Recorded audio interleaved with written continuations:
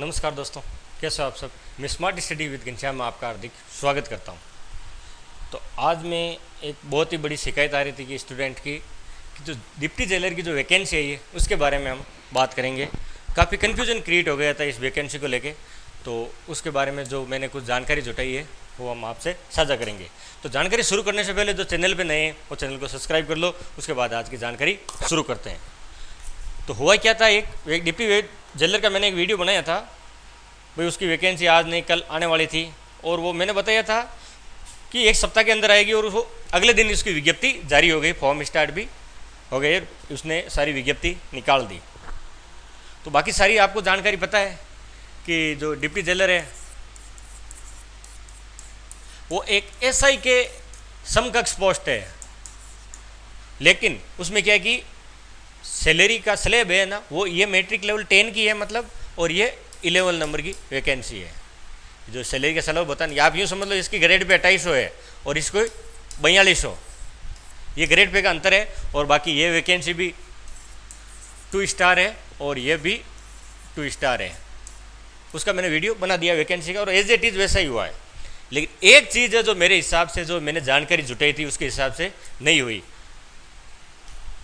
एक तो था सीटी वाला, तो जाहिर है अगर आरपीसी कराई तो इसमें सीटी नहीं होगी, और ना ही ऐसा कोई विज्ञप्ति में ऐसा कोई पॉइंट मेंशन किया गया था कि वैकेंसी सीटी के माध्यम से होगी या सीटी से बाहर होगी। तो सीटी का उन्होंने जिक्र नहीं किया।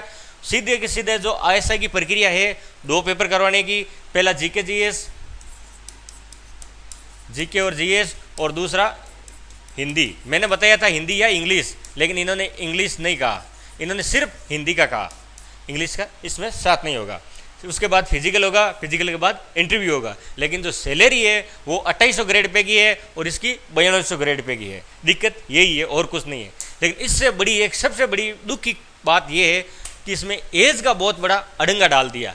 एसआई में क्या है कि एज होती है, सॉरी इस डिप्टी जेलर में उन्होंने 26 साल लास्ट बताई। कम एज, मिनिमम एज का क्राइटेरिया है नहीं, लेकिन जो अधिकतम है ना, अधिकतम वो 26 साल प्लस 5 साल के लिए वो रिजर्वेशन वाला। आरक्षण तो लगभग सभी को मिला है, कोई ईडब्ल्यूएस में, एससी एसटी ओबीसी महिला पीएच एक्स सर्विस में सभी को है। लेकिन 26/5 इसमें होते हैं 31। अब एक ध्यान से सुनना ये बात, देखो ये एसआई का जो 2021 में आई थी ना, उसकी है विज्ञप्ति।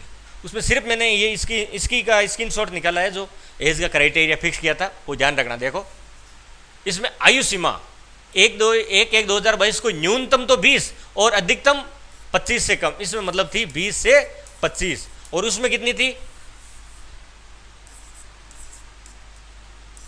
26 ये है, और इसमें 25, 5 साल इसमें छूट कर दी। और इसमें भी जैसे एससी एसटी ईडब्ल्यूएस महिला, इनको सेम टू सेम छूट दी है, इसमें भी 5 साल को छूट थी। तो इसमें तो हो गई टोटल 31 साल वाला फॉर्म भर सकता है, और इसमें 30 साल वाला अधिकतम फॉर्म भर सकता है। एक मैं उसी की बात कर रहा हूँ जो एससी एसटी ओबीसी पुरुष की बात कर रहा हूँ, महिलाओं को तो खूब सारा आरक्षण है, ठीक है।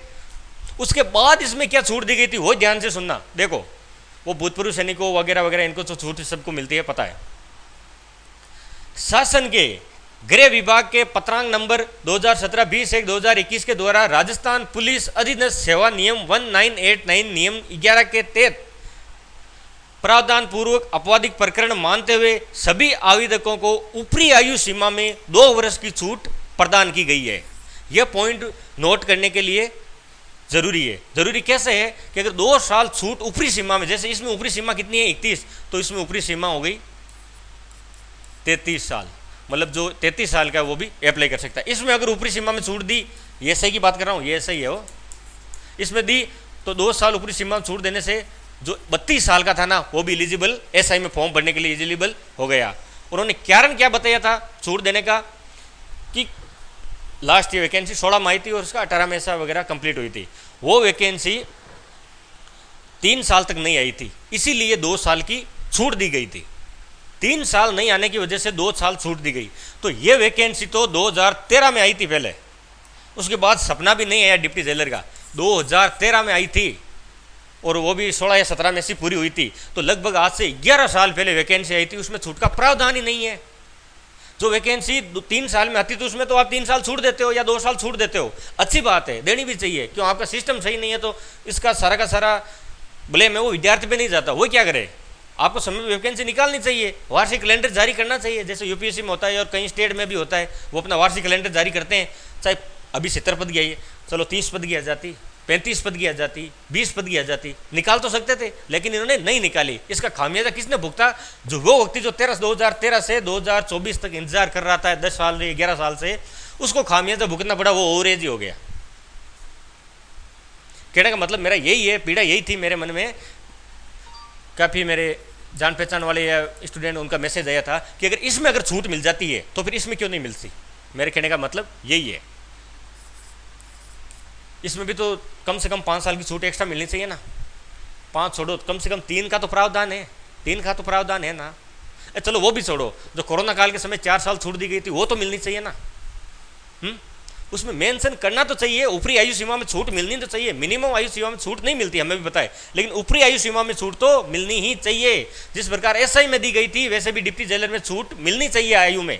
और ये मेरे कहने का मतलब यही है कि क्या है कि आप मेहनत कर सकते हो, तैयारी कर सकते हो, लेकिन वैकेंसी निकालना या समय पे पूरा करवाना ये वो आपके हाथ में नहीं है, किसी के हाथ में नहीं है, कोई विद्यार्थी के हाथ में नहीं है। वो जैसा सरकार या प्रशासन चाहता है वैसा ही होता है, लेकिन इसका खामियाजा तो उन लोगों को भुगतना ही पड़ता है ना। मुझे पता है इनमें 2 गुट बन गए, एक तो वो गुट हो गया जिसकी एज 30 से कम है, एक वो गुट हो गया तो जिसकी 30 से ज़्यादा हो गई सरकार की लापरवाही की वजह से।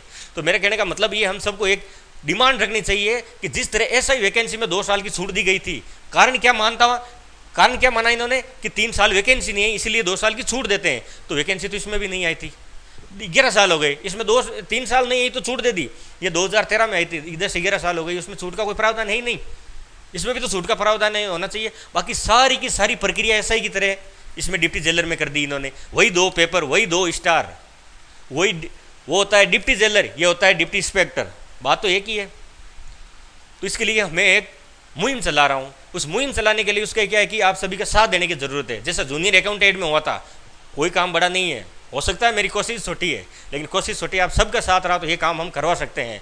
तो जितना हो सके इस मैसेज को, इस न्यूज़ को, इस वीडियो को ज़्यादा से ज़्यादा फैलाए और इस अभियान में मेरे साथ शामिल हो। आप लाइक करें, कमेंट करें, कमेंट में अपने राय सुझाव जो भी है वो लिख के दे, बात हो जाती है, कोई बड़ी बात नहीं। हम सभी मिलकर उपेंद्र यादव जी के पास चलेंगे और ये कोई बड़ी बात नहीं है एज में छूट दिलवाना। अगर इसमें दे सकते तो हम इसमें हकदार होते हैं कि डिप्टी जेलर में भी 3 साल 5 साल की छूट हमें मिलनी चाहिए।